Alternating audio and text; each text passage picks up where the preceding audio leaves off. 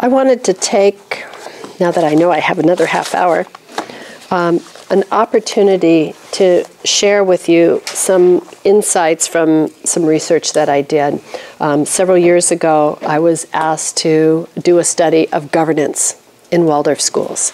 And the hope, of course, was that we would all be able to look at what was going on in really well-run Waldorf schools and come away with the template for organization. How should we be organized? And everyone was waiting with bated breath for the org chart. And the truth is that as we identified effectively run school after effectively run school, that they each had a slightly different org chart. You know, and we saw more and more people that were sort of moving in this direction, but again, it's a developmental process in the movement, and the details were different in each school. So then the question was, well, if it's not in the structure, where is it? You know, what do I have to do to have a well-run school? Because structure alone wasn't enough. So we really took that up as a research question, and we found a couple of things that all of the really successful schools shared, and it wasn't their org chart.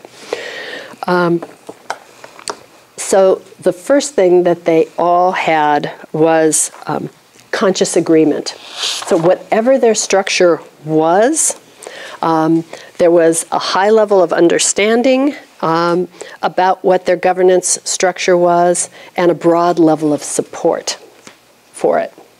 So however we're organized, everybody who was a part of the community, faculty, staff, parents, knew what it was and who was responsible for what and how we worked, and we all agreed to stand behind it.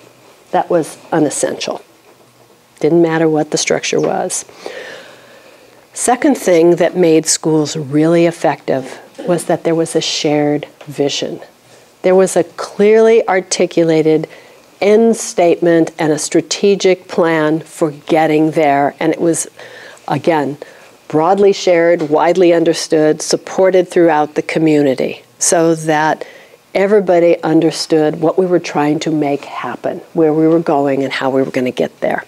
It allows, well, this probably doesn't apply to the men in the room, but women, did you ever go to a slumber party when you were like 12? Yeah. And there was a game that we used to play, Raise the Dead, you know? And one of your chums would volunteer to be dead, and she'd lie on the floor like this. You'd have lots of candles in the room and no lights. It's all part of the ambiance. And she'd lie like this, and everybody else would kneel around her on the floor and take one finger from each hand, right? Light as the bed, right? You had a little chant that you'd say, right? And at the moment, you'd say, rise, and we'd go like this.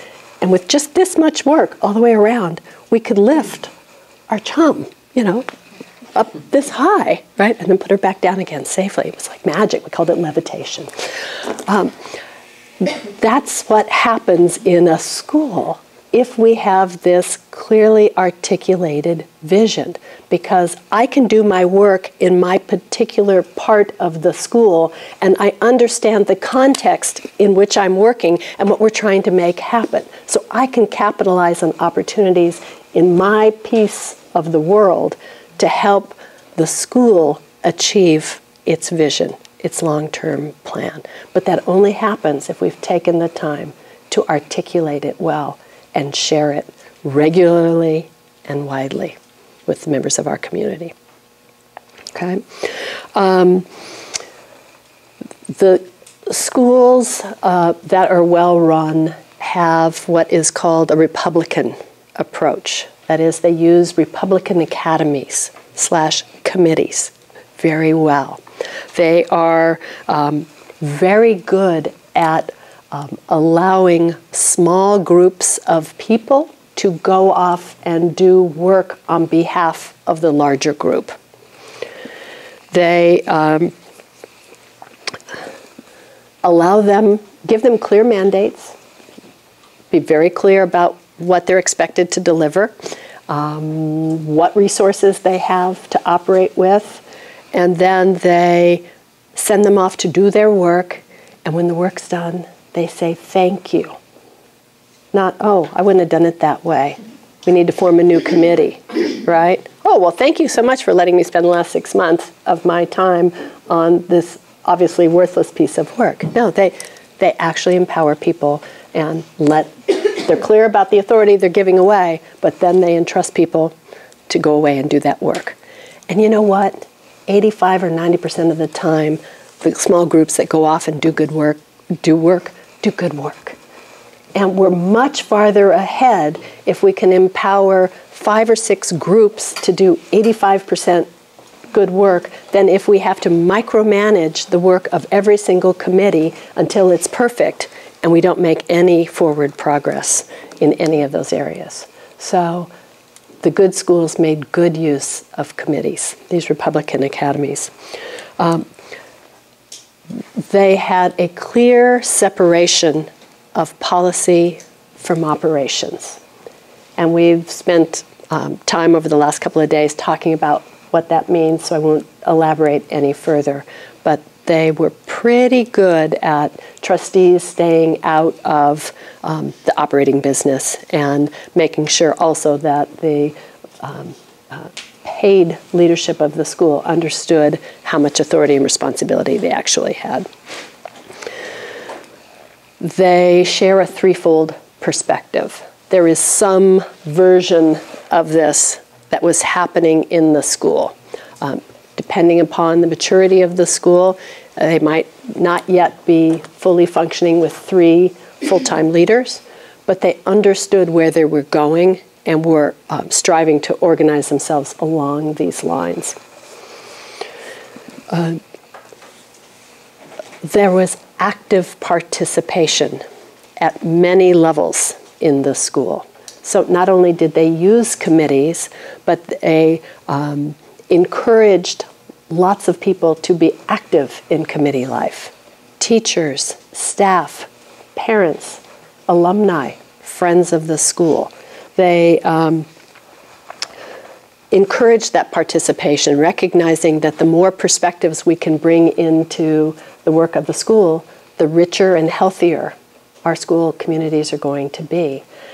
And they also recognize that committee work is an opportunity for destiny meetings, for karmic relations to be established, for things to get worked out between people, for new relationships to be formed. Besides doing the actual work, there were multiple benefits to be realized from committee work, and the good schools took advantage of those in a very conscious way. This picture we had yesterday of sending 2 birds aloft with a single stone, they use committees very specifically in that way to make multiple things happen beyond you're going to give tuition assistance grants. Right?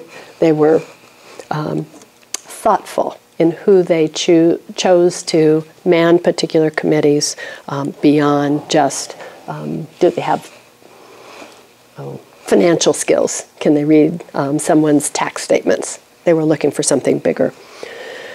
The great schools have a culture of ongoing review. The end of each meeting, they take some time to say, so how did we do today? Did we stick to our agenda? Did we have the right things on the agenda? Were we well prepared?